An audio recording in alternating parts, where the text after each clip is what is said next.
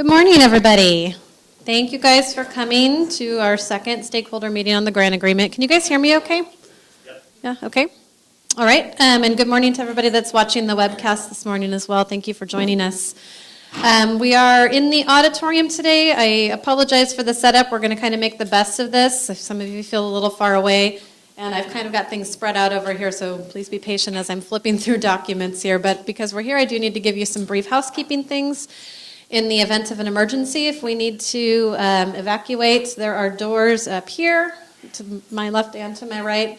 We exit towards the river and just go straight out to the river walk, and you'll see folks gathering in the event that we do need to exit. We are scheduled from 10 o'clock to 12 o'clock today, and just a few notes on how we kind of envision the format. We are looking for technical input related to the grant agreement. So I know that we have had a lot of discussions going back and forth between the trailer bill language that has been proposed related to local audits, as well as the concept of having a grant agreement, as well as to the specific content of the grant agreement. OPSC doesn't have the authority to make any changes to the trailer bill. That's going through the legislative process. So the comments on that would be best suited for the Department of Finance or to legislators that are involved in that process. So today we are here to get some feedback from folks on the technical language to the grant agreement. So we hope that you can help us address any concerns that you might have with the document as written. We're starting with the version that was presented to the State Allocation Board last month, so that we're all starting from the same point. We have heard some feedback either leading up to the State Allocation Board meeting or closely thereafter. We are considering some comments on that, and actually there are a few areas of the agreement that I thought I would start off with some areas that we have heard some feedback, and we agree that there need to be some edits made to fix the language so that it's a little easier to understand.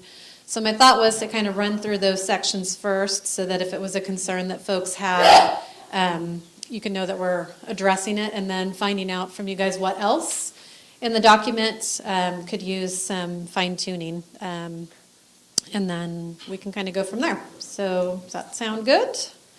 Also, since we are being webcast, if you guys have questions or comments, we would appreciate it. Where's Sam? We have a microphone so that the folks on the webcast can hear your specific question. So if you wouldn't mind waiting until Sam gets back to you with that way they're hearing it directly as you phrase it instead of how I'm trying to repeat it. So, and I believe we are good on the webcast too. Excellent. Okay, so there are a few things that we have already heard and agreed need some edits. On page 2 of 97, sorry, also, so that we can make sure we're capturing this, Tracy is going to be up here taking some notes on the document itself. I don't actually envision that we're going to get all the precise language accomplished in 2 hours today, so we're going to be mainly making some notes. If we end up with time at the end, maybe we'll pick some of the areas where folks have some suggestions, and we can use some of our time for that. Also, if you do have comments that you brought with you today and we don't get to your specific language or your specific comment, please feel free to either leave it with us or to send us an email. We would appreciate that greatly. So page 2 of 97, and actually this kind of relates to, as you scroll down the document, we had originally included some references to application components, whether it's the CDE approval letter, whether it's the DSA approval letter, or for the facility hardship, some of the industry specialist reports. We did get some feedback that it would be extra work and costly for districts to be gathering documents that we already have a copy of on file. So we had put this in here for more of a complete package for an auditor to kind of pick up, or any school district personnel to pick up and say, okay, I've got the whole thing right here. But we are considering shifting these documents that say that they are attached as Exhibit 6 or Exhibit 1 to perhaps just considering a different way to reference these materials. So we've started thinking about that, maybe more of a bullet list where we're referencing the particular document with a date that it was either issued or a date that it was executed on, and then you guys will have a copy of it on file at the district. We'll have a copy of it on file in our records. So if somebody were to need it moving forward, they could request it either from the district or from OPSC. So that is something that we are considering changing. We would be interested to know if there is anybody that would prefer to have them as attachments. We can kind of see both sides of this one, but if it's less cumbersome for folks to not have the attachments, we're happy to do that. Because yes, it is correct that we do already have these on file.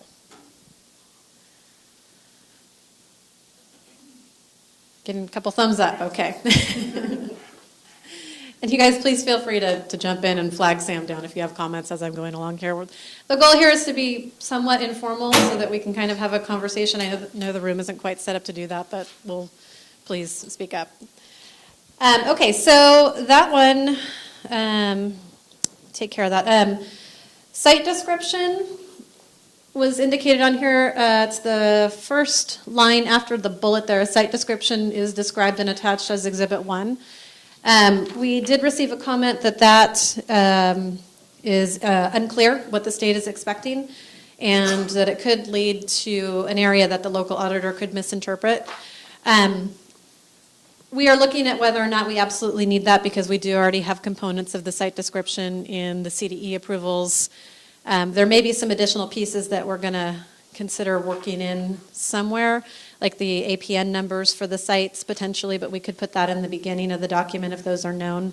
Because that seems to be the one piece that we're missing that sometimes makes it a little bit harder throughout the life of the project to make sure that we have the right site and the right expenditures going to the site. But we weren't necessarily looking for anything new and big for the district to create in that line, so we are considering rewording or removing that line as well.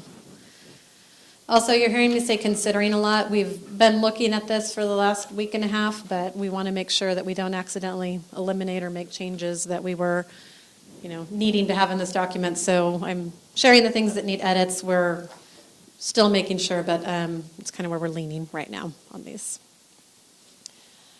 And then on, let's see, page 3 of 97 is where our definitions start. And actually, we would like to get some feedback from you guys on this one today, and we can feel free to jump in now.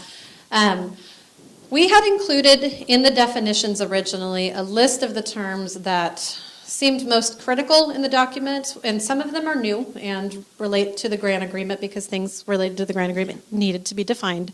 Some of them are repeats from the SFP regulations where we have identified the term in the SFP regulations, and then we thought it was important for the grant agreement, so we pulled it over there.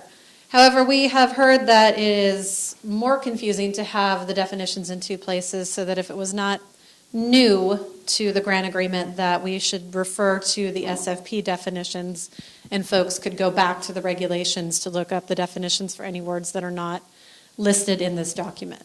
So, do we have thoughts on that particular piece? If it means the same thing, I don't think there's a reason to have it twice. So we'll just I will get confused if I see it here and wonder if it's something different than what I have seen in the SFP.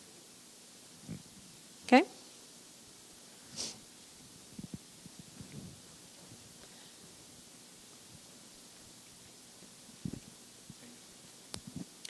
Just something of consideration. If this is considered a legal document, generally in each and every legal document, you define the terms in and of that document, even if those terms are defined elsewhere.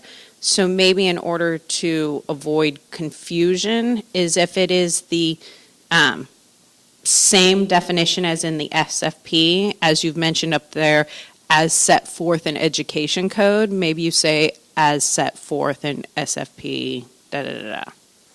Okay.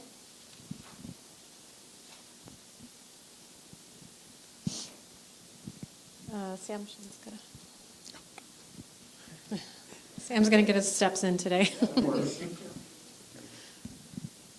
If the definitions stay in the grant agreement, then we'd ask that a comment be added so that readers know that there are more definitions in the regulations. I think we're concerned that it's an incomplete list, and auditors may believe it's a complete list. Okay.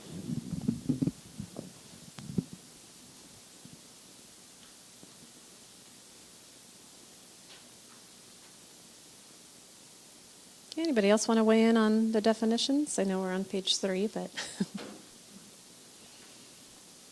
Okay, thank you. We will take a look at some options there. So we've got either as set forth in SFP regulations, and then also a comment that this is not exclusive. This is not exclusively the list of definitions, or potentially still removing them. So, okay, we'll take that back. Thank you.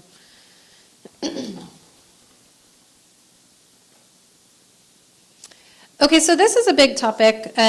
We've heard a couple different opinions on this. Page 5 of 97, when you're done with the comment, please, Tracy. And we'd like to get some feedback on this as well. So the timing of the grant agreement, when the district is actually executing this document, has come up, and we've heard a couple different opinions on when the ideal time to do this would be. Originally in the document we had this written that it would be done at the time of unfunded approval, so placement on the lack of AB 55 loans list. So you've processed the application and it's going to the board for its first board approval. The intent behind placing it early in the process was so that the document would be available early on, so that districts would know what you're signing, what you're getting into before you get too far down the project line. We've also heard some thoughts that this is too early in the process because there's no commitment from the state related to funding at the unfunded approval time, and that there could be a conflict with the Prop 51 language if it's tied to the apportionment somehow. So we are interested in hearing some thoughts about when would be a better time to do this. One, we've heard that at the time of actual apportionment would be an option, and then we've also heard that fund release is an option as well. Fund release, of course, is going to push it out, well, both points push that timeline out for when the document is available. We do believe that on our end we can prepare the grant agreement document that the district would be executing after the placement on the unfunded list and send it to districts, and then it could be, one solution could be that it's up to you when you want to sign it, as long as it is signed by whatever date, X date, whether it's signed by apportionment, whether it's signed by fund release. So then you have the information available if you want to look at it in advance, but that you're not committed to signing it until later on. So that's something that we've been thinking about, but that would potentially cause a problem for someone that doesn't think about that document, even though they have it in their files, and then they don't sign it until later on. So there may be things that happen in between that if they'd signed it earlier, they would have not maybe gone down a different path for. So this seems to be a big issue for many of those, so we would love to hear some additional comments on when you think the best time to execute this document would be.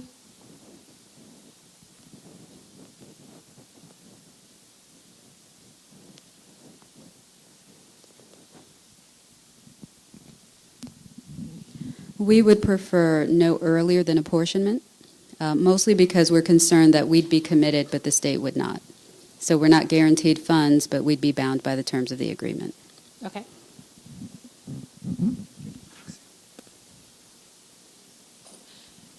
And if it was, I guess another alternative would also be that there could potentially be language that's written to address that issue if we needed it before the time of apportionment. Then we could also work on some sort of language that says that if the project doesn't ultimately get state funding, then the district is not obligated to the agreement as well. So that would be something we'd consider that too. Okay. So I would prefer it would be when the board actually commits the funds. Okay. And not prior. So apportionment then, so the actual commitment of, okay. Great.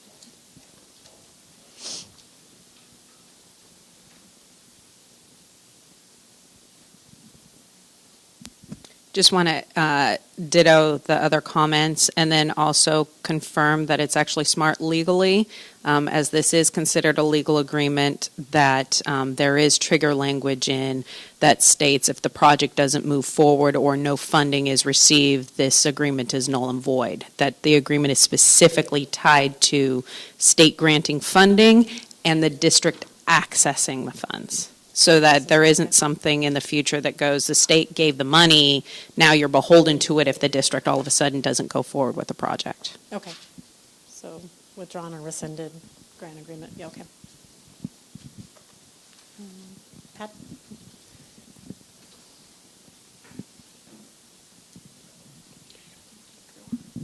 Barbara, I just have a question about this. I would agree with the sentiments about the timing with apportionment, but to the extent that there's any possibility that a project's fund source could change, how do you anticipate handling that between, like, say, apportionment and fund release?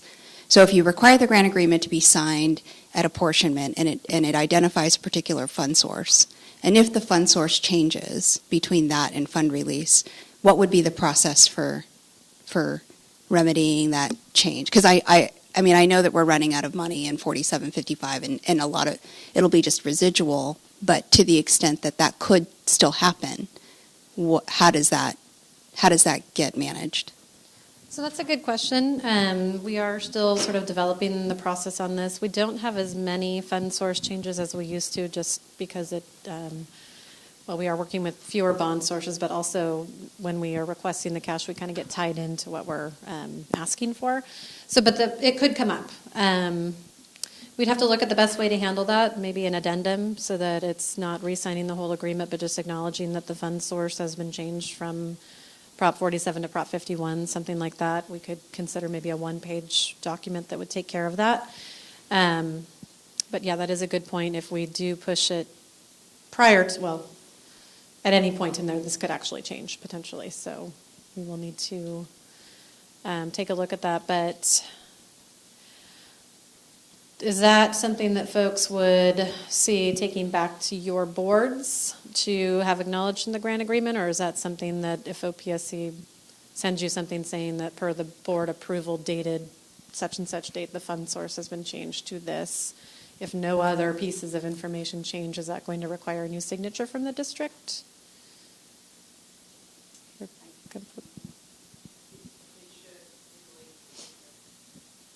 Okay. We see minor changes with the State Water Board for the grants we have with them, and all of it's handled administratively. So if there's a minor change in the budget, or if all the obligations are the same, but it's a detail that gets modified, it doesn't go to either board as far as I've seen. And that's with the stormwater grants under Prop 84 and then drops. So if you can handle the minor things administratively, I think that would be cleaner for us. Okay.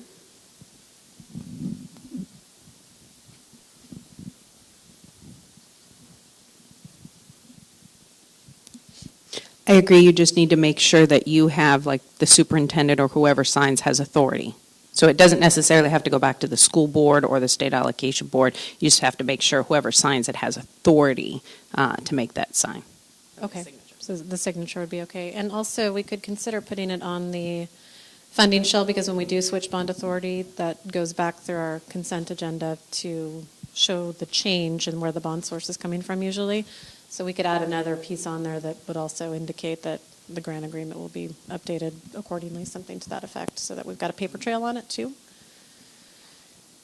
Any other thoughts on that?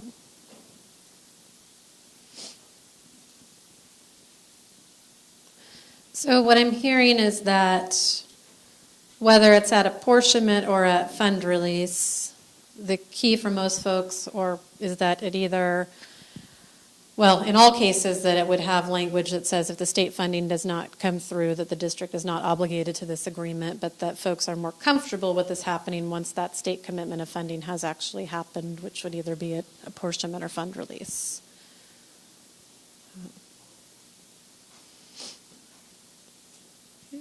Do we have any other comments on that topic? We'll take that back. That is something that we are still kind of taking a look at to see what works best from a procedural point. I think we can make it work for any of the time points. Just need to make sure we capture all the details on what steps need to happen at each point. Okay. So moving on then.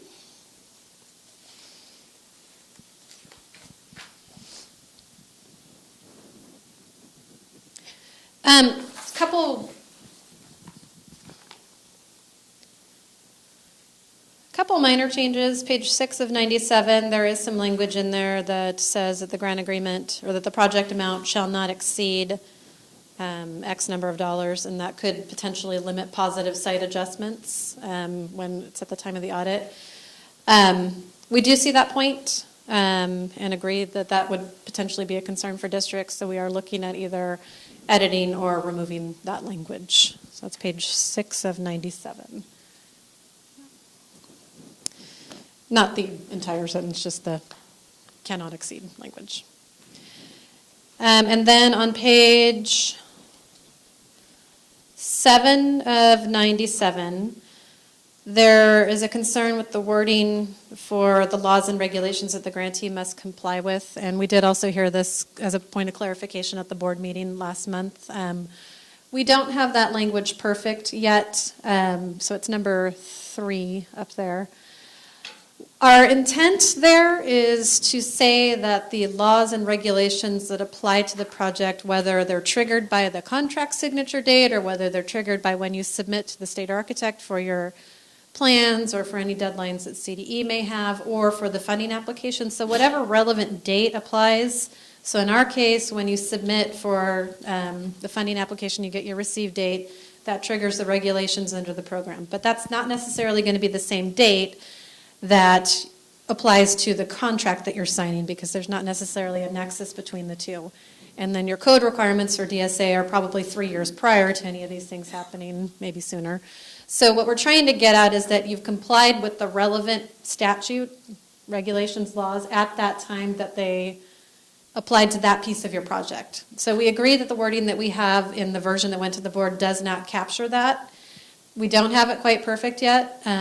I know we may not be able to work it out this morning, but if you guys have some suggestions on how to capture that, we're not trying to move the goalpost on any of these dates. We're just trying to accurately indicate that you've complied with the particular laws in effect at that time. So that's our goal there. We would love to see some suggestions for how we could capture that. We are working on that. We've got a couple versions going. We're going to run them through our legal counsel to see if they can sort of assist us get at that essence, but that's where we're going with that statement. So that one's, oh, Lisa. Oh.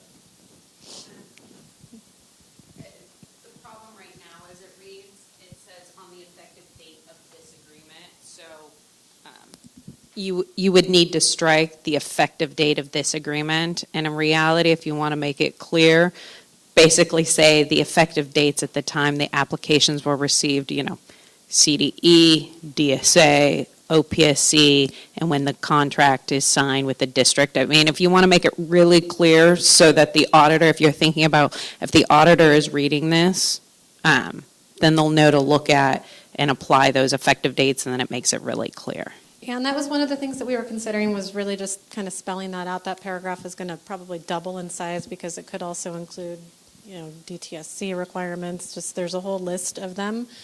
So whatever date of respective departments, the time you... Yeah. So I think that's potentially where we're going on that, but looking for... Yeah, we agree.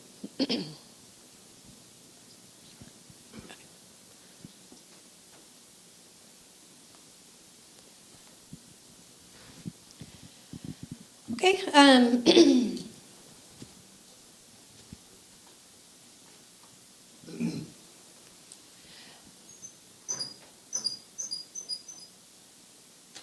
Let's see. Oh, sorry, go ahead. Please. So, I guess the issue that I have is, say somebody started a project and used lease spec. Glenn and mine, our favorite. Prior to 2017, you didn't have to do any sort of competitive process. So, if you did lease spec and you signed it sometime based on this agreement date or whatever, after 2017, you now have to use a best value procurement. So anybody who's already started a lease spec is going to have an issue, I guess, signing something as of the date of this agreement. I think that's what Lisa was kind of getting at. But isn't it really what you're asking for your contracts is you want the district to certify that all of its contracts related to that project or awarded in compliance with the laws that were in effect at that time. Is that what Yeah, you're saying? that's what we're looking And maybe it might even be easier if you kind of parse that out. Okay, so one section for the contracts and then maybe another Right. for the state agency approvals. Is that what you said, Lisa? Basically, yeah, it's okay. You stated it more eloquently. Thanks. Okay, no, that's something we can consider. Did we? Okay, we're getting that up there. Would that make sense to folks if we had like two sections on the laws you're following? Would at least help. I know it's probably not going to capture every piece, but. Okay, thank you guys. Okay, so page 12 of 97.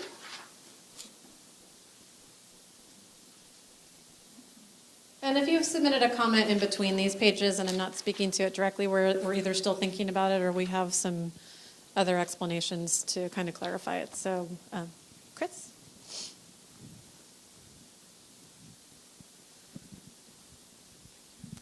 So this is kind of related to also the eligible and ineligible expenditures, but in terms of the application of when this applies, if you're dealing with a reimbursement project where they purchased capitalized equipment or computers, how would that affect them, or will it? So if there's computers listed on the ineligible list right now and it's a reimbursement project. So those are two pieces that we've heard from the time of the board and from stakeholders, the concern with retroactivity on the document to projects that have already been completed, and also to just the concept of including computers as ineligible. If, let's say it does apply to a project that's already been completed, whether on the true unfunded list or on the acknowledged list, and the document says computers are ineligible. In that case, if that's where the board decides to go, then the computers would be ineligible and you would want to leave those off of your expenditure reporting because they would be ineligible, and then you would end up under the trailer bill language getting a penalty on that. We are still in the same place on technology being a concern and being open for the board to decide whether or not they want to spend the bond funds on the technology purchases. Could you give the board the option of addressing the reimbursement separately as opposed to trying to cover it all under one condition? I think they've raised that, so I think they are definitely talking about that. And we heard that at the board meeting. So, yeah.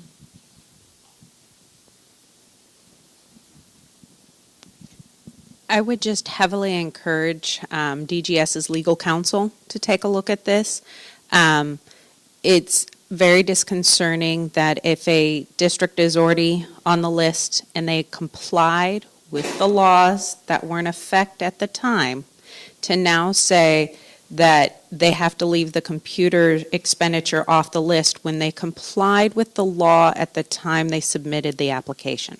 So for the board to then take action to now say, it was the law when you spent it, but I'm sorry you don't get reimbursement, that is very disconcerting of following a lawsuit or, usurping the district's authority of what they had and could legally do, and now claiming that they can't legally do something retroactively. So I would make sure that DGS's attorney is advising the state allocation board whether that's an actual legal provision to put in or not. Okay.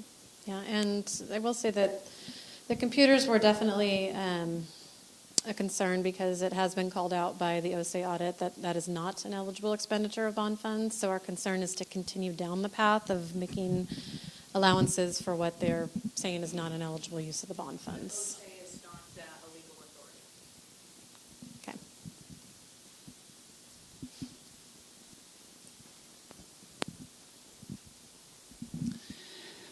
So there's obviously a whole lot of concern about projects that are waiting for reimbursement and the new regs and how much they will affect versus grandfathering in projects that we're kind of used to having.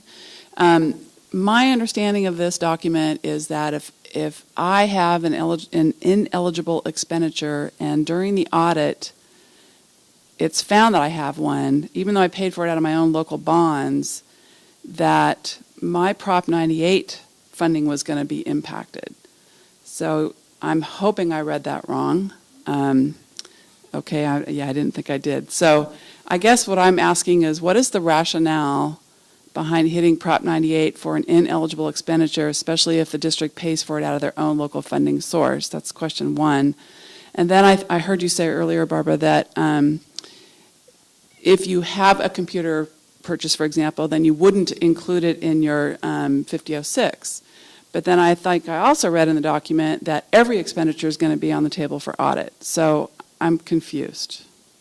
Either I can choose the expenditures I don't want to be included in the audit because I know they're going to be ineligible from OPSC's point of view, but they're eligible from my local funding source point of view. In that, if that's the case, I think that's fine. That's kind of where we're at right now.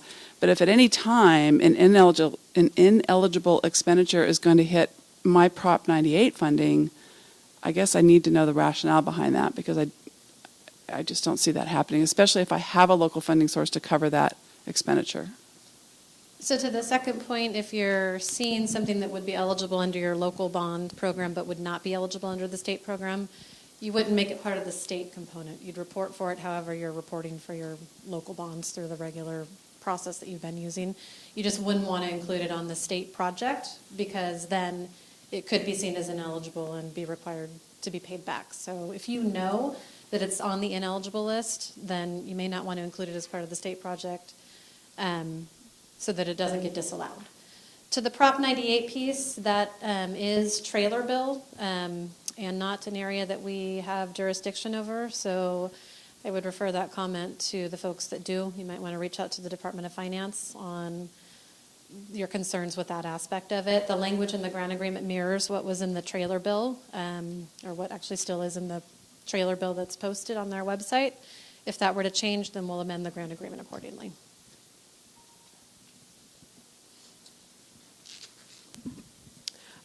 I wanted to add on to this issue about ineligible expenditures and really encourage you to think about the impact of financial hardship districts and to county offices of education.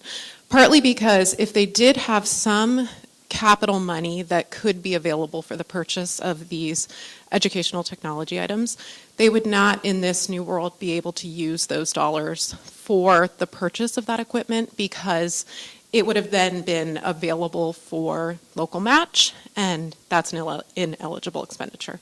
So you are in effect saying that you would have to use operational dollars to purchase those items if you're financial hardship. And we have considered the financial hardship aspect of it. We do recognize that there could be an impact there. We understand. But we're seeing these not as capital purchases, so not appropriate for the state program. Okay. I just think we have some significant concerns with that major policy change, and is this the right avenue for that change to be discussed? Okay, thank you.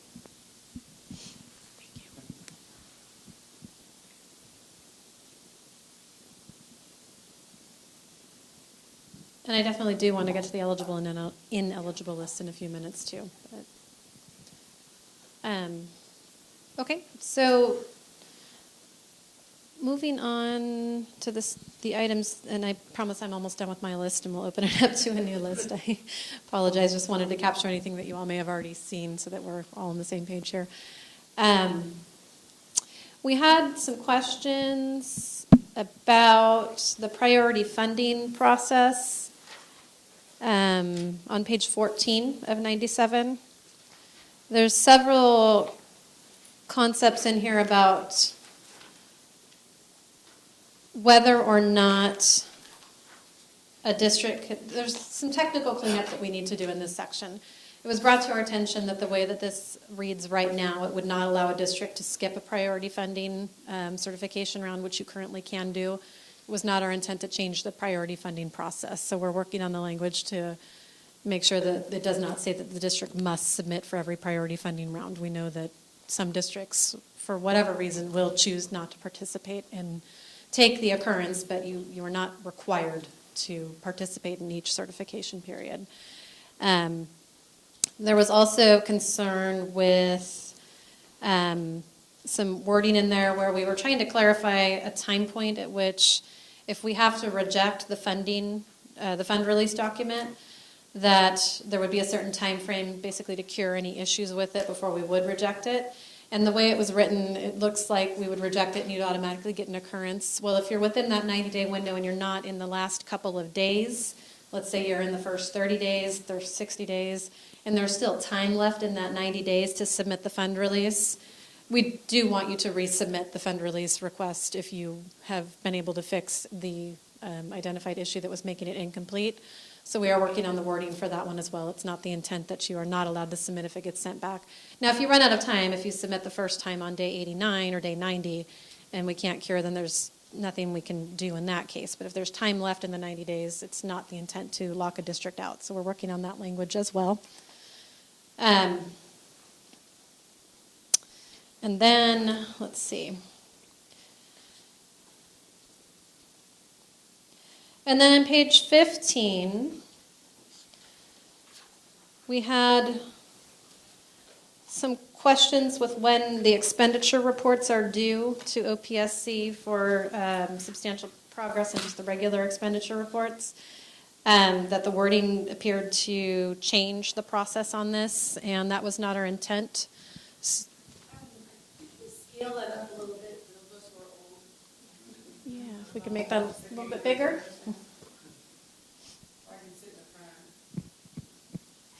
We've got plenty of room. Yeah, we'll see if we can't make that a little bigger. Unfortunately, I can't because it's in, when I add comments, I can't change the view. It's as big as it is, but so as soon as I start adding comments, it shrinks it. Sorry, we have, again, apologize for the room change. This is our biggest screen, I think, in the building, but it's still, it's a little small. Sorry, so the due dates, we're not attempting to conflict with regulations or to change the process there. We just need to do some cleanup in that language. So basically, at substantial progress, you are still required to submit the substantial progress documentation. You're still required by law to submit the expenditure reports to us from the date of the last fund release, first fund release, sorry, I think that's the confusion we had there. So we're not attempting to change that. We apologize for that. We're making those edits. And then there was an objection to some language on page 16 of 97, also related to the substantial progress language, that we had some language that we were going to advise districts to stop spending funds once we've notified them that the project has failed substantial progress. Our intent there was to make sure that folks knew that if we're recommending to the board that you failed substantial progress, that potentially anything else that you spent could be ineligible. But we do recognize that the board has the final authority on whether or not a project has passed or failed substantial progress. So we're going to change the wording there to reflect more accurately just that we're going to notify the board and that anything spent after our notification period, which I believe is 60 days, may or may not be an eligible expenditure depending on the action that the board takes. So softening that language a little bit just to comply with the existing regulations and making sure that we keep clear OPSC authority versus SAP authority. We will still advise folks, of course, that if you choose to continue spending, then there is potential risk that they may not be eligible after a certain point. So. And then, let's see.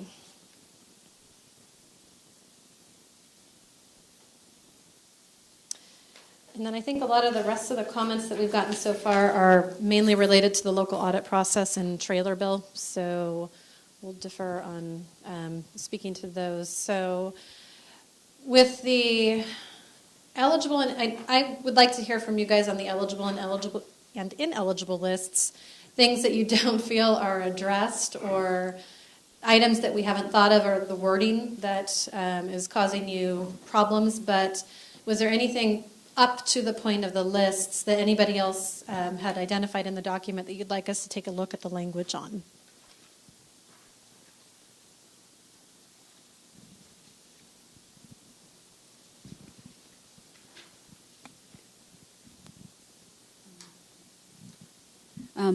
We'd like to call out the document retention portions of it, Okay. because right now the current program very specifically says 4 years after NOC. The way it's written in the grant agreement, it could basically be forever until all funds are expended. It's asking a lot. Okay, we can take a look at, it's not necessarily intended to be forever. It's trying to align with trailer bill on that piece. And we would see amending the regulations with the 4 years at the time. Once we have the final language on the trailer bill and that's passed, anything in the audit process that no longer makes sense or that doesn't apply, we do plan to amend those regulations accordingly. So we're trying to align this with what the trailer bill is requiring, but if we're going past that, we'll need to take a look at the wording and make sure that it's not forever, because it's not the intent.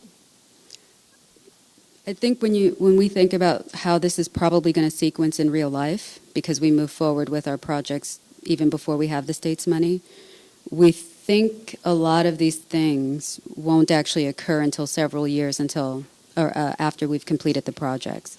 So where we had been retaining for approximately 4 years after NOC, actually it's more like 7 for us internally, we think this could actually stretch out quite a while. Because the state's money could show up many years after we've completed the projects. Okay. And the electronic retention does it solve any of that, or? Not really. I mean, part of document retention considerations are also legal.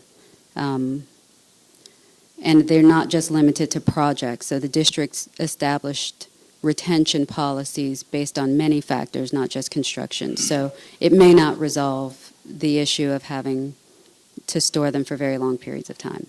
Okay. And we can walk you through the sequencing that we think we'd see on our projects, and you'll see it could very easily get to a decade or more. Okay. Yeah, we'd like to sit down with you on that one. I think our intent on the language is just to try to make it so that the local auditor has the documents available for their initial audit of the closeout project. But then the savings piece, if the savings is taking a while to expend, then that would require some additional document retention. But perhaps we can get the language to be less burdensome. But we'd like to hear some suggestions on that. Thank you. If we could just make a note that yep, perfect. Okay.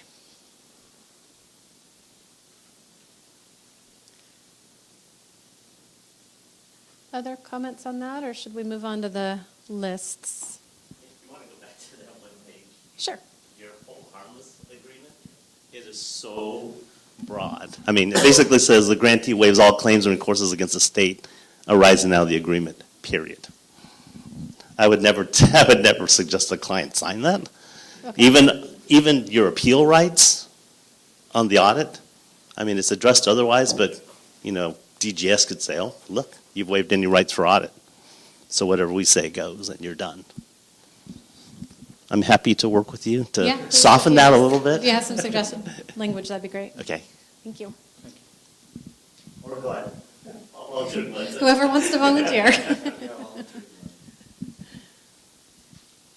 I would just like to echo what was stated at the State Allocation Board meeting on the eligible and ineligible list, that the same language applies to both of them, where it says, on ineligible, it should be added that this is not an exhaustive list. Just as it says on eligible, here's a sample of, but other items, may be included that are not written down. Just for audit purposes and discussion purposes with OPSC, auditors look at what is written down, and because this is 97 pages, they'll go, well, it's not written down, so therefore it must be ineligible. But if you say this is not an exhaustive list, it allows the opening of discussion so that the district or the auditor can come back and we can discuss with OPSC, and maybe then we could figure the item out. Is it eligible? Is it not? But it allows that discretion versus not having that in. The auditor may just say no, and then you create a very timely or a cumbersome appeal process. So I'm just thinking, how can we, with that language in there, it allows more parties to work together instead of just going straight to appeal, something that should be considered. Okay, we will definitely consider that. And we did also mention at the board that we would be available if the auditor did have a question, perhaps before that final audit report goes out. The district or the auditor could also reach out to OPSC, and we'd be willing to give our opinion on whether or not something was. But I also know, considering all of us, let's say all of us are gone, somebody at OPSC could say, well, it's not in there, so I'm sorry. So let's keep it open, assuming, all of us are gone in 10 years, 15 years from now. Okay, noted. Thank you. Patty?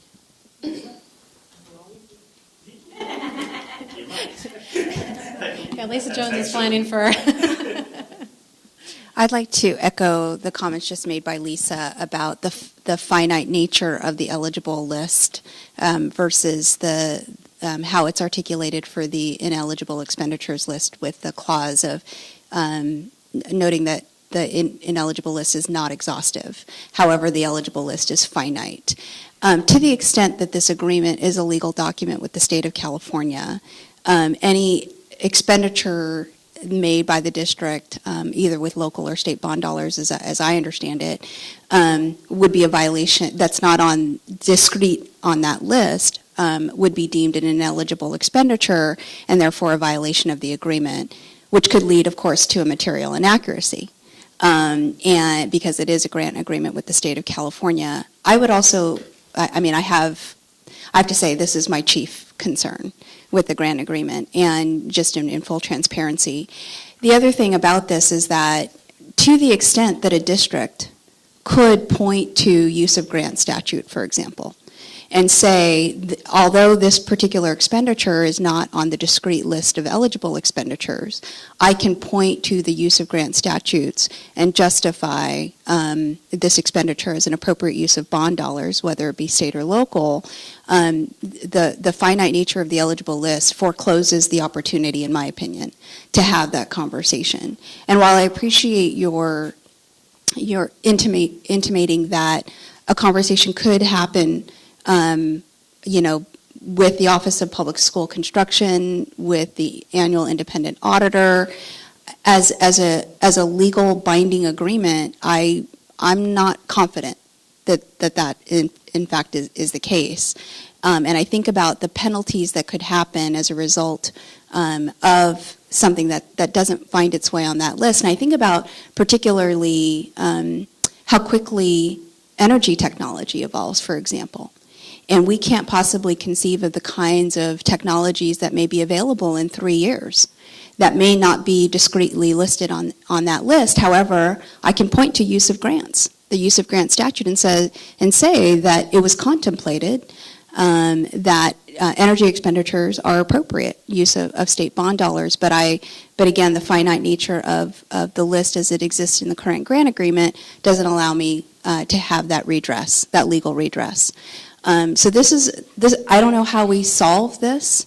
I mean, one of the ways that I would contemplated it is simply, and not saying, you're showing the authority here. I see in italics, but not just demonstrating the authority for how you punctuated whatever you have in your bullet list, but really cross-referencing Ed Code sections or SAB regulations that currently govern the use of state and local bond dollars, at least would give a district redress, legal redress, if there's dispute about the appropriate use of those dollars. And I just, and including but not limited to clause is certainly something that is some way to address that. You can also go through the exercise of cross-referencing every appropriate education code section or SAB regulation that governs expenditure. But again, this is because of the potential penalties around that finite list. I have some serious concerns about the limitations of that list. And by cross-referencing, would you be envisioning an opening paragraph pointing to just any items on the list, or are you thinking more expansion on the where we have it pointed out that particular expenditure ties into a certain ed code. Yeah, so for example, under G, you say project expenditures not listed in this document will not be considered eligible for funding under the SFP. And then you could say, comma, or, you know, or expenditures, you know, not made, and you could do a laundry list of ed code sections and SAB regulations that could be onerous, but I also think about the consistency with Prop 51. Right? I mean, use of grants is use of grants, and that's statutory authority. And to the extent that I can point to use of grants and say, it says I can use it on energy, this was an energy technology that wasn't contemplated at the time, the grant agreement, and I don't want to get into the argument, well, we can come back and change the regulation, you know, at some point for new technologies, because I think that this is something that we can address now. But I just, you know, I mean, there's multiple ways that you can address this. For me, the issue is the finite nature of the eligible expenditures that do, in my opinion, do not capture the universe of expenditures that would be a wholly appropriate use of bond dollars. Okay. Thought we had another hand back there. Eric? Just to carry on that conversation at the State Allocation Board, I suggested that we, to what Lisa said earlier about making sure that we can't identify what the universe of eligible is going to look like, but we could set it up, as Lisa said, saying not inclusive, but also add a definition of what capital outlay is, so that an auditor could see, does this item meet that definition? Now, the school accounting manual does not have a definition of capital outlay, but if you just Googled various different industries, you know, federal government, there are definitions that you can look at that provide basically a nice overview of what those types of projects would include. And then this list that you've provided would just simply be, you know, not limited to, and this is what we're looking at. So if there is that extra item that's not specified in the list, you can take that item back to that original definition to determine if it meets what a capital outlay project is, so that there's at least some guidance. But right now, as it's written, if it's not on the list, it's not considered eligible. And so that's very rigid. So at least providing a definition of what capital outlay is would provide some flexibility and some opportunity for the auditor to evaluate for themselves.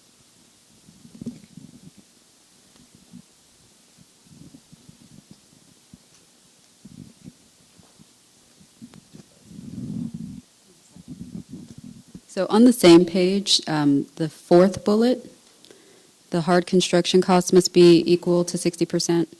We don't think that actually reflects the requirement. The requirement on the 5004 reads that the cost estimate provided with the application has to meet this condition. I don't know of anything in the program that currently creates a requirement for the actual expenses to also meet this standard. We actually had a question about that because we had put in there that the district would need to verify that the project scope has been met, which is our standard practice if it's under the 60%. We just asked for an explanation of whether or not the scope has been met. So we were trying to put on paper what we actually do, and so if it meets the scope and it's under 60%, it's not an issue.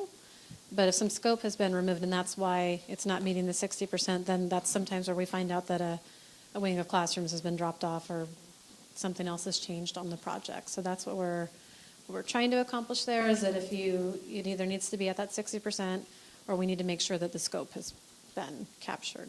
Is there? We don't have any issue proving that scope has been completed. I'm just pointing out that right now the authority doesn't align with the words that are up there. Okay, so maybe a restructure of that first part of the sentence that... Well, it depends on how you want to handle it, but I don't think what you've put up there reflects reality in terms of where that requirement comes from. The certification on the 5004 does not say that. Okay, we'll take a look.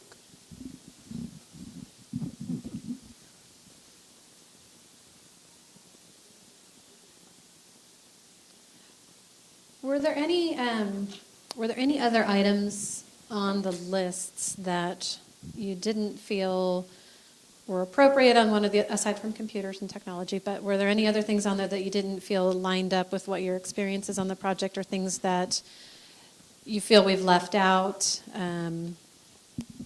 Yeah, hi. Just to, getting back to the hold harmless provision, aside from the comments that Marty made about the breadth of the indemnity provision, I think honestly you're also with this provision, just putting this in there, an indemnity provision, you're arguably creating concerns that you are expanding in the grant fund agreement beyond what is allowed under Prop 51, meaning that this would be a new and additional term under the SFP, and of course one that didn't exist on January 1st, 2015.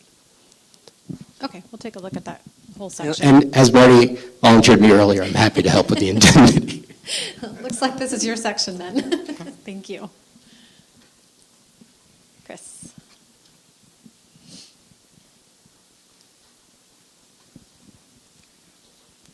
With financial hardship districts and design funding, at least the last iteration I saw, it showed that site expenditures were not allowed, and I was hoping that could be clarified, only in the sense that in order for a financial hardship district to get a site apportionment, they have to get an appraisal, do their due diligence in terms of the cleanup of the site, that kind of thing.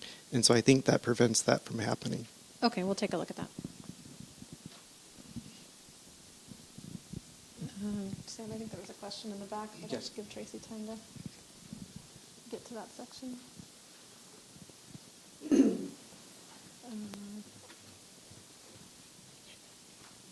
Oh, that's right where I'm at, page 73. Regarding ineligible project expenditures, I haven't had to do this for a while, but you're looking at in A, relocation costs not considered reasonable, such as goodwill not court-ordered. So that means I can't get an appraisal of loss of goodwill and negotiate that. I actually have to go to court and win or lose in order to get that covered. I don't know if that's the actual what the code says, but usually you let me negotiate when I do that for purchase. Anybody know that? I have a lawyer here who does this. I will have to take that one back to make sure that the language reflects the current practice. And as with anything on this list, it's not our intent to change. My lawyer will cost more than so. Okay. Right, Glenn? Correct. We'll take a look and make sure it's in alignment with what we've been doing.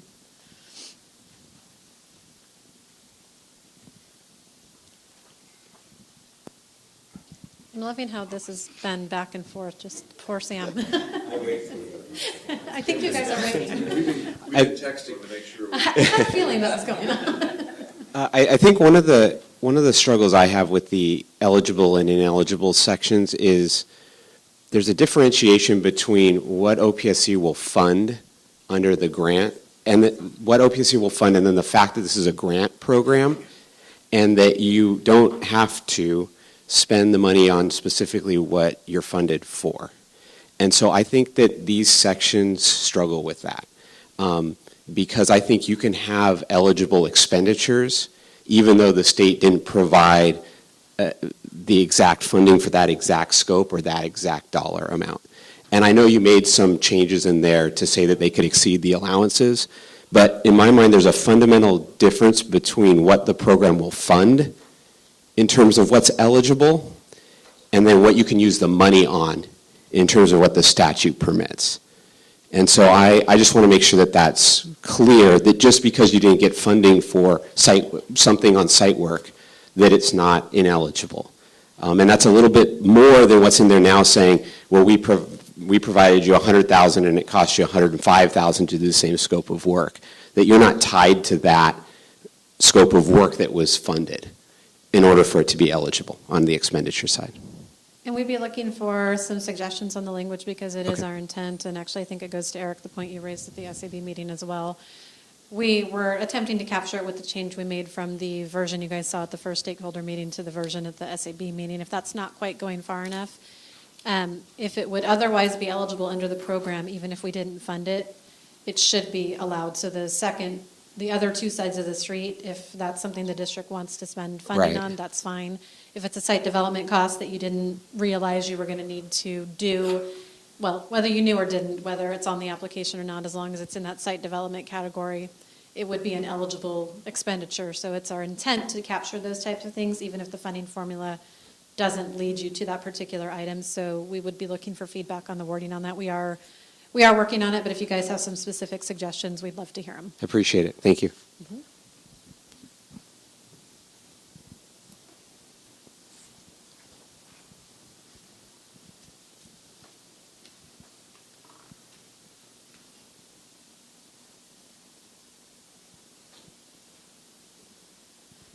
So we're at about the halfway point. We have plenty of time if you guys have other areas that you want to touch on, or if there are more things for the list. What I'm hearing is from most folks is that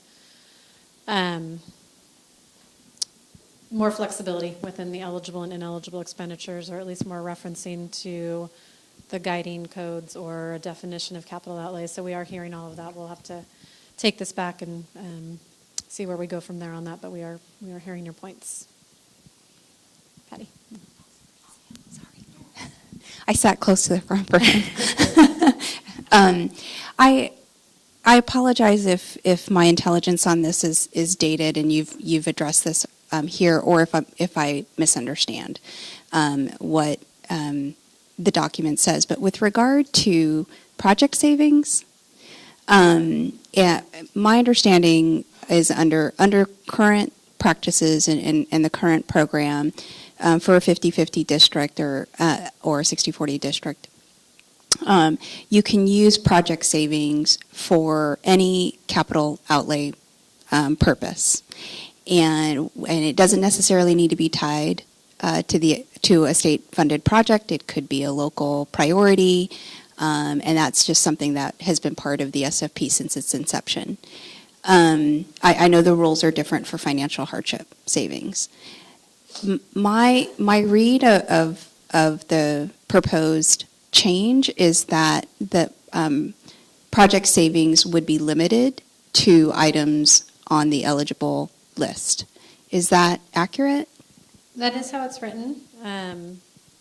So I think we are wanting to hear from folks specific items that are not captured, because we were not seeing this as a major concern if it was limited to these items. Because if it's meeting the state requirements, then we were thinking that it would be eligible, or that it would be, if it's ineligible for the state, then you probably are not spending it for your local sources on it as well.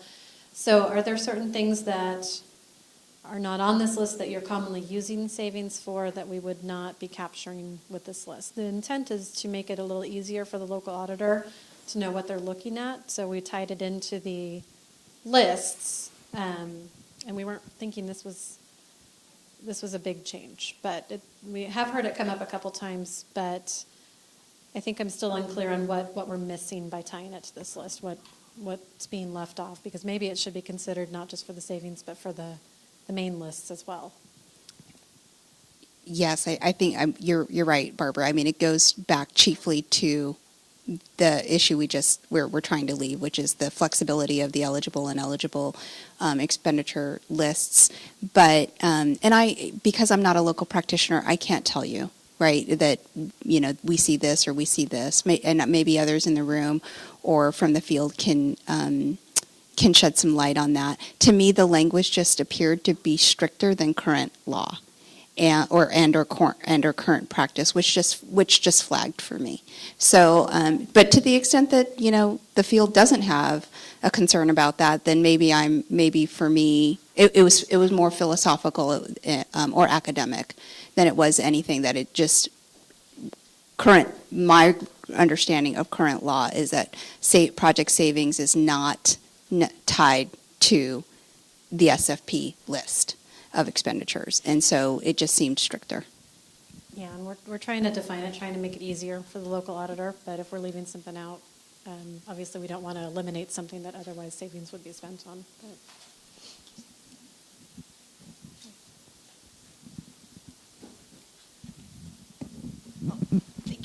I just wanted to help and add maybe a common item that's left off is shade structures.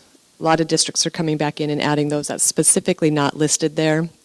So just as a practitioner that's seeing how districts are using and what they're adding to the site, which, I could argue that maybe it falls under playground equipment because it's going to be near the playground, but that's a large item that I see a lot of our clients adding.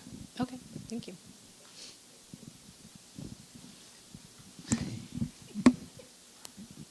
Up front, Sam.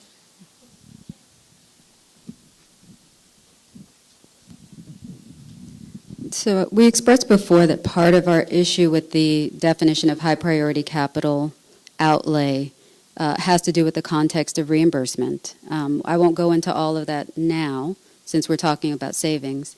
But one scenario where G might be a bit too restrictive in the context of savings, it came up as a question because of the way this is written, whether or not savings generated under a mod apportionment could then be used for a new construction type use. So if we generated mod money, does G now restrict us from buying land to enable a new construction project that I think we would all agree should be eligible? I hope we all agree should be eligible. But the way it's written in here, it might suggest that it is more restricted than that. Okay, I think that's something we can look at in the in the wording as far as cross-program type savings.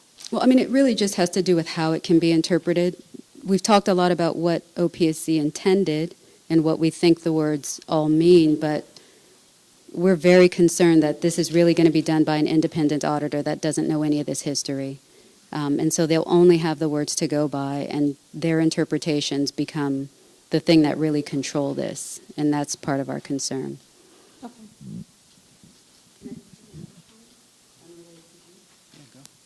Okay, so I also had a comment about the accounting section, which is F. We're worried that the specific language in number 1 might be too restrictive. And we were concerned about the way we set up our project accounting in advance of getting the money, and that we would, once the state money comes in, we would have to restructure all of our accounting for a project to satisfy this requirement. So we think it might be better to speak to the desired outcome rather than be so prescriptive about how we set up the accounting.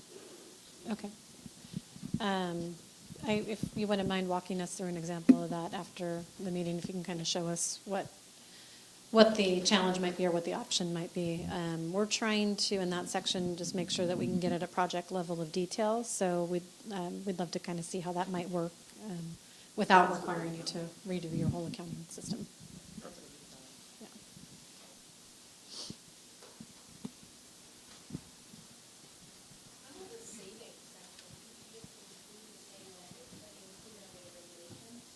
Savings may be used for any high priority. Could you include that savings could be used for any high priority capital facility need instead of trying to identify every eligible type project? Yeah, we can take a look at that. We've been hearing the concern on this one for a few weeks, so that's definitely, we're looking at all the options there. But.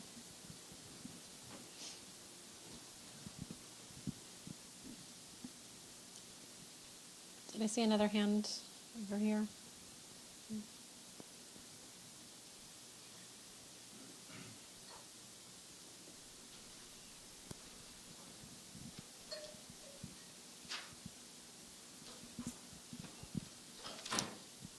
Let's see. So I know we touched on the hold harmless provision. Was there anything else in the last 2 or 3 pages?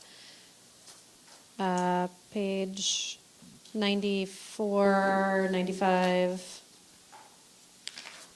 96. I think 97 is just a signature page. Anything that anybody saw in some of the standard provisions? I think we haven't quite gotten to that piece yet other than the hold harmless provision. But.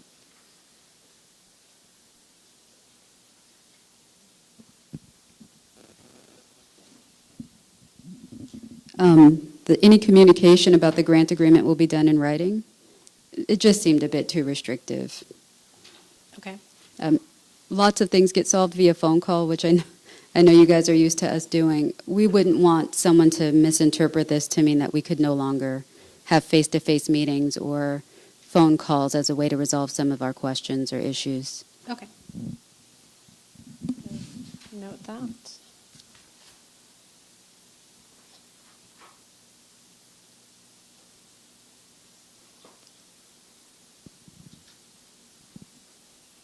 This is a quiet group today, guys. Anything else? Chris. So when this was presented to the board, it was with the context of the regulations. And I thought I understood from prior discussions that OPSC's auditing authority or audits of these projects wouldn't occur. It would just be the third party. And if that's the case in the presentation to the SAB, the regulations giving you the audit authority were still in place. Is that for prior projects where this won't apply? And if so, can you add that into the regulations, that it's only applicable to those projects? Yeah, we'll take a look at that. The timing of that, what we were envisioning is regulations with the grant agreement, specific to the grant agreement itself, and then the one change on the timing of the fund release, or not the timing, but how we would handle the incomplete fund releases.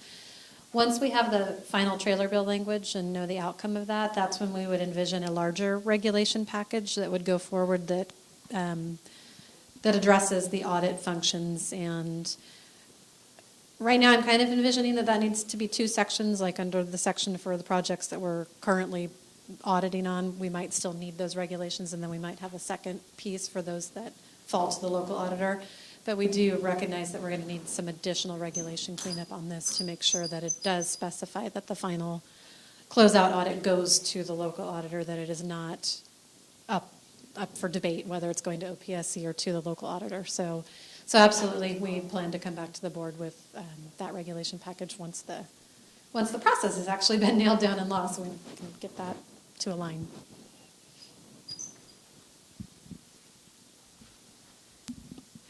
Barbara, can you speak to the process moving forward with regards to OPSC updating the grant agreement that we've seen here, taking into account the comments, and then when we expect to see the draft that you propose to take forward to the board, or if you plan to have items where there's an option A and an option B for discussion at the board, especially on some of the things where we know that there is a difference of opinion or a potential difference of opinion on some of the policy issues? Yeah, so I'll give you a rough outline. We're still obviously in process on this, but we are still looking at coming back to the May board on this. Actually, that leads into, if you have written comments, feedback, we'd love to get that in the next couple of days because the May board is really right around the corner. So given the tight timeframes, we would envision trying to get this out just in our standard agenda packet, which is a week before the board meeting. So I don't have that date with me, but the 17th, thank you. So that would be the draft that came forward from stakeholders. What that looks like as far as the changes from last time to this time, I'm not sure how we're going to do that yet. It's probably going to depend on the changes, so we're still working on that. We had noted last month the areas of concern that we had heard from the first stakeholder meeting in sort of a table format, so I would envision doing that again so that the board does know that there are points of consideration. I don't know yet on the options, if we have some things that lend themselves towards an A and a B, or if it's already been discussed by the board if we need that, so I don't have that answer yet, but it's kind of roughly what we're thinking, still trying to be on track for that May meeting. Yeah, the cover item will obviously let folks know that we had another stakeholder meeting, capture that we've received written feedback from others as well, and kind of point out the areas that the big areas that we did or did not accept, and then we can go from there, I think, is the rough plan.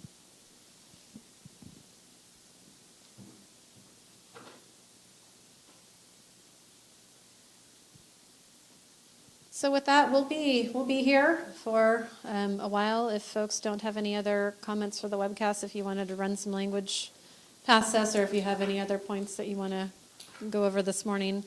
Otherwise, if you guys could please submit feedback either to Brian Lepask or to me. We'd welcome that by email.